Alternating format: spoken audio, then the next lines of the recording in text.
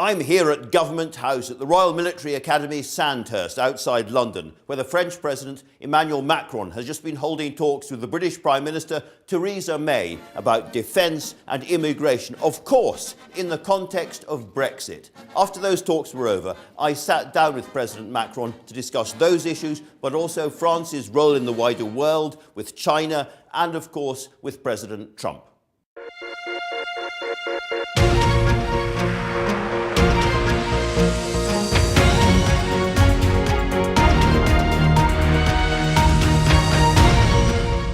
Mr. President, we're sitting here at Sandhurst, at the heart of British military culture, and you've just come to a new military agreement. Can I start by asking you what you've agreed with Theresa May? We agreed a series of cooperation.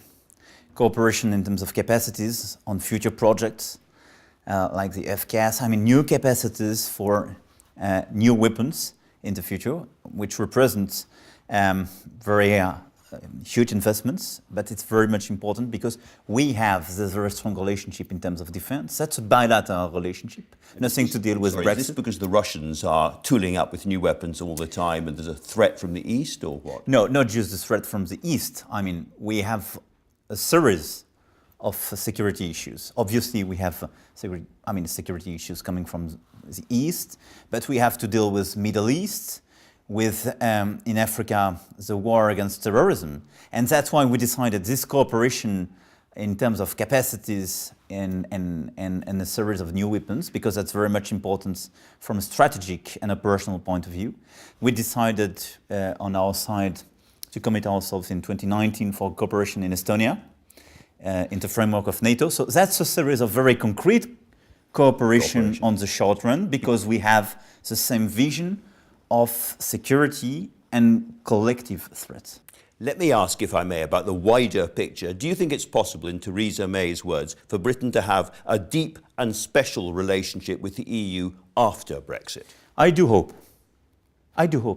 Because I think it will be good for the EU and for UK. She said a deep relationship, however. If the UK is, I imagine your view is, if the UK is not going to be a member of the customs union or the single market or accept the four freedoms, it can't be that deep. Look, it will be by definition less deep than today, because the deepest possible relation is being a member of the European Union. So I think you have to be lucid, and you have to be fair with people. As you decided to leave, you cannot be part of the single market. But in function of the nature of the negotiation, you can have some deeper relations than some others. For instance, we have a deeper relation with Norway than the one we have with Canada. So it depends on the outcome of this negotiation. But for sure, except if you change your mind, but you will not be part of the single market, you will not be part of the European Union. And in concrete terms, let's talk about what that might mean. So, for instance, there are a lot of people in this country who say, well, not much of the British economy is actually directly trading with the EU. That bit of the British economy could diverge, but bits of the British economy that are trading with the EU will converge. In other words, we can have a sophisticated, bespoke deal, especially for Britain. Now, you've said in the past you can have Canada or you can have Norway, but you can't have your own special deal. Is that really fair, given how long Britain has been part of the EU? No, it's not a question to be fair or unfair. I take that as a reference, but for sure you will have your own solution.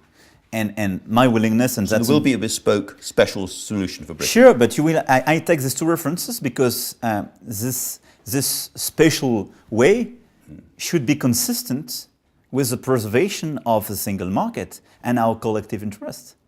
And you should understand that you cannot, by definition, have the full access to the single market if you don't tick the box. And to get full access to the single market, you need contribution to the budget, and you have to accept the freedoms. The freedoms and the four pillars, and you have to accept the jurisdiction.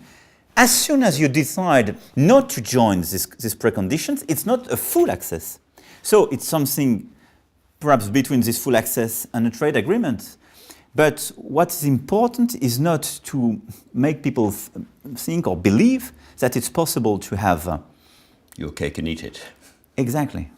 So when I talk to David Davis, our main Brexit negotiator, and I say, what does Britain really want out of this, David? He says, we want Canada plus, plus, plus. And by plus, plus, plus, he means a deal on services, because so much of the UK economy is based on services in general and on the city in particular. From what you've said today, I guess that you don't believe we can have any special deal involving the city. I mean, you don't just speak about services, but you speak about financial services. Cooking a deal is a job of Michel Barnier. We have a very dedicated organization. I don't want to start a negotiation country by country. It will be ridiculous and the best way to dismantle the whole EU. I think what we have to do and what we will do is first to take the decision in March regarding the mandate we want to give to Michel Barnier to negotiate. Afterwards, he will have to negotiate with your negotiator. And they will decide, and it depends on proposals made by the UK. But for sure, full access for financial services to the single market is not feasible given the functioning of the single market. So by definition, it's not a full access. So in concrete terms, some form of passporting deal is off the table in these negotiations as far as you're concerned. I'm not the one to negotiate, and I don't want to close doors, but it depends on what you're ready to put on the table in terms of precondition. If you respect the precondition to get access to single market, it's feasible. But there is no cherry picking in the single market. I mean, if I have to wrap up the full philosophy, no cherry picking in the single market, because it's not feasible. Because otherwise, that's the dismantling of the single market.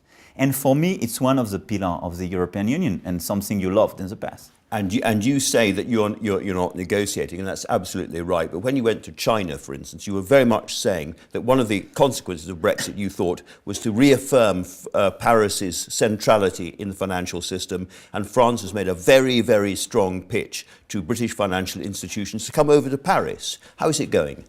Look, in China, I didn't speak about Brexit, and I didn't, I would say, push any message because or thanks to the Brexit. I fully disagree with this idea. Why? Because I think that for China, as I look at Europe, and we have to be very much coordinated.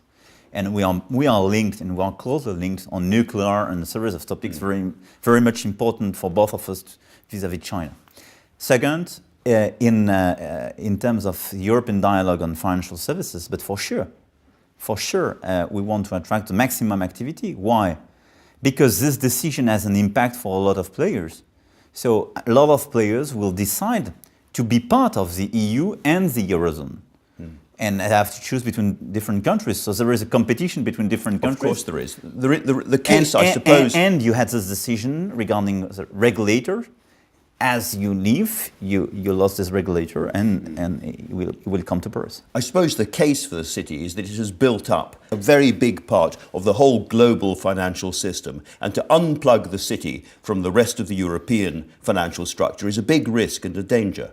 Look, I think, first of all, it's absolutely not my willingness, and I think not a reasonable perspective. Second, it's something to be taken into consideration by your negotiator and your own proposals. But my willingness is not precisely to unplug, as you say, the British city. I think it doesn't make sense because it's part of the whole financing of our European Union. But for sure, if there is no change in terms of full access to the financial single market, it doesn't make sense for the other. So I want to preserve what we created post-World War. And what we created is this sophisticated organization called the European Union, which is for the very first time not an hegemony of one on the others, but a very concrete, democratic, economic construction. Why do you think the British voted to leave this sophisticated structure? Look, I'm not the one to judge or to comment the decision of your people, but my interpretation is that a lot of losers of this new globalization and this new system suddenly decided that it was no more for them. You always take a risk when you have such a referendum, just yes or no in a very complicated context. If France had had a referendum, it might have had the same result. Yeah, probably. in a similar context, but our context was very very different. So I don't want to make any. I mean, to take any bet, but I would have definitely fought very hard to win. But I think it's a mistake when you just ask yes or no, when you don't ask people how to improve the situation and to explain how to improve it. That's why I do believe in these conventions we will organize to better associate people. But as for the Brexit vote, my understanding is that middle classes and working classes, and especially the oldest in your country, decided that the recent decades were not in their favor, and that the adjustments made by both EU and globalization, because for me it was a mix of both of them, was not in their favor. Which means what? First, it's not sustainable to have an unbalanced organization. It probably, when I look at your debate, it was too much favorable just for the city and less favorable for the rest of the country. So I'm very much... But surely it was about Europe as well, and the structure of Europe. And second, I think one of the reasons was precisely an organization of our European Union, probably, which gets too far in terms of freedom without cohesion, towards free markets without any rules and any convergence. And I have to say that your governments had some responsibilities in it. So too neoliberal, perhaps. But 10 years ago, ultra-liberals on totally and purely free market without any regulation. Because all your people saying the Hungarian workers or the Polish workers are much more favored than I am, it was exactly the debate we had in France 10 to 15 years ago against some directives that a lot of your governments pushed at that time, saying, guys, you are not free market.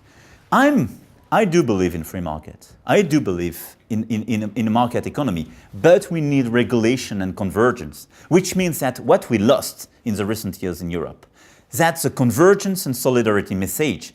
It's no more sustainable to have some countries taking cohesion funds, taking money from the European Union in order to converge and using this money to diverge, i.e. to reduce their labor standards or to reduce their corporate taxes. So that's why... So sorry to interrupt, but your vision seems to me to be deepening Europe. As a response to this, you want a single financial minister over the whole thing, more European taxes, more done at the centre. Again, is that not a terrible risk, given how many European people look at this and say it's too far away already? I don't feel engaged because in it's not just my view. I think what we need is first of all, to have a much more protective Europe. From the very beginning, I'm totally dedicated on making our Europe more protective to our people. So what I do believe is that first, Europe should not mean just adapting yourself when you are part of working classes or middle classes, but the best answer is we have collective risks and threats. Europe is something which will protect you on digital, environment, migration, collective security, and a fair organization. But I would say, on the mid to long run view of Europe is the following. I do believe that we have a European Union. We will be unhappily 27. But inevitably, definitely? I mean, it's on your own. It depends on you. I mean, I do respect this vote. I do regret this vote. And I would love to welcome you again. I can say. Your vision but my vision, to be clear. Of a different Europe. So my vision, on the very short run, be much more concrete, less bureaucracy, and more concrete answer to protect people and address their issues and our collective future, concrete terms. But we have to prepare, for me, a new organization, which should be, or could be the following. We will be 27 at the EU level. For me, the mid to long run perspective, by definition, is to gather some countries within or in strong cooperation with this EU, let's say, but it will enlarge precisely to be an actual counterpart of a second Turkey, Europe outside. Turkey or Russia. I don't know if it's through cooperation or joining this EU, but this EU should have a pillar of single markets, common values and rights to be defended. That's the first circle. and a series of inner circles on different policies. So based a on your own multi-speed ambition. Europe. But by definition, it's already the case on Schengen Yeah. or Okay. Europe. But on defense, on migration, and so on. And for me, the core of this Europe, the very inner circle, is an open avant-garde, where we decide to have a much stronger integration and to work very closely together in strategic and economic terms. That's my view. But it's Okay. not just to strengthen. Let me move on, if I may, and, Sure, and ask you about France. More in specific. sovereignty, more unity, more democracy. That's the recipe in order to succeed in Europe. If you lose your sovereignty and you don't protect people, they don't believe in you. If you are not based on a democratic approach, they will not follow you. If you are not following this unity, i.e. creating consistency and convergence, they will leave. You said France is back. What did you mean by that? I mean that we are delivering reforms which seemed impossible for decades. That's it. So we fix a series of internal difficulties, and we increase our capacity to produce and be competitive. This is, for me, the pillar, because when you are not credible at home, no chance to be credible outside. You talk about values, which must involve presumably freedom of the press and human rights and so forth. Did you raise those with the Chinese president when you were talking to him last week? I rose with all the leaders I met, and that's why, because I do what this did job. he say to you? I do this job in France in order to relaunch Europe, for you to understand the full picture. The job we make in France is good for France. We will, I'm sure, in the coming years, improve our figures in terms of employment, reduce our deficits, and so on. That's it. It allows me to be more credible at the European level and convince, especially Germany, to work together to relaunch this new Europe. And third, it allows us to be more credible at the international scale on different subjects, on different topics, taking the leadership on climate change, against climate change, on Lebanon and several issues. On human rights, Can I always jump in raise... on climate change, just since you mention it? I just wanted to... Very quickly. So, No, on human rights, so taking this part, I raised human rights directly with all the leaders. In China, it's absolutely counterproductive to raise it during a press conference. Because, I mean, the political system, the regime, presidency is, I mean, not in a situation, in an environment. it's not going to help, you think? I do believe it's totally counterproductive. So what I did is I had a direct discussion. We have a track to discuss this issue. We decided an organization, and I provided, I would say, visibility and the ability for him to be sure that this is not a diplomacy in front of the camera.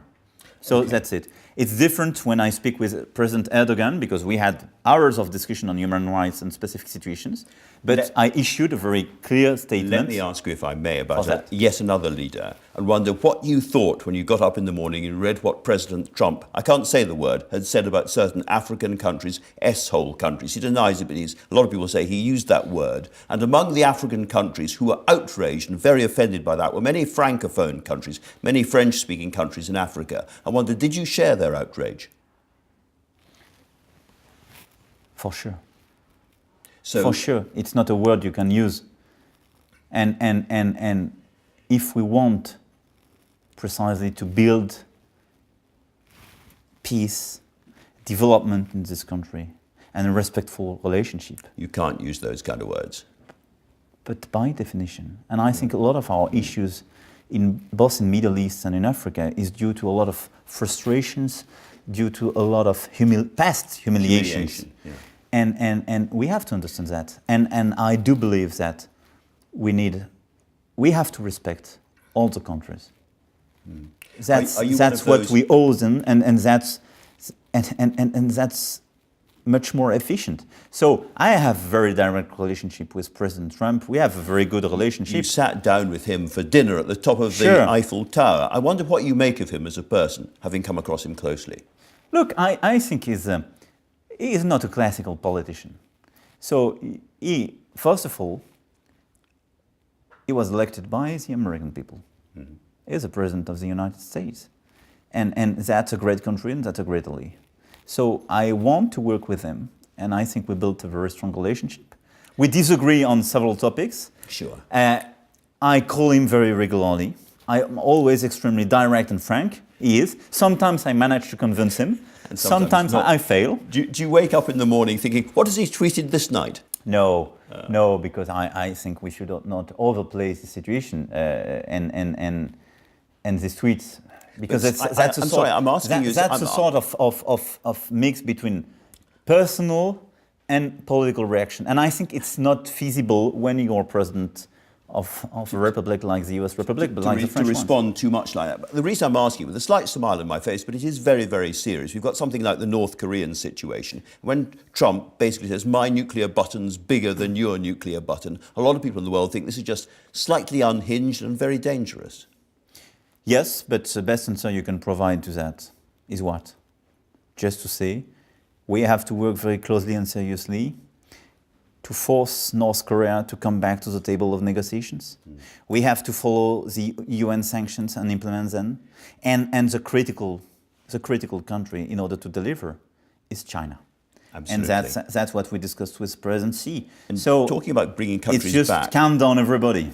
Do you think that there is any chance at all of persuading the Americans to come back to the table on the Paris climate change agreement?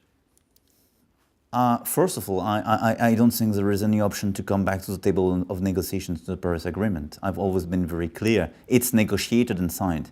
It's just deciding to sign what is done. Why? Because we sign it then. But I mean, we negotiated.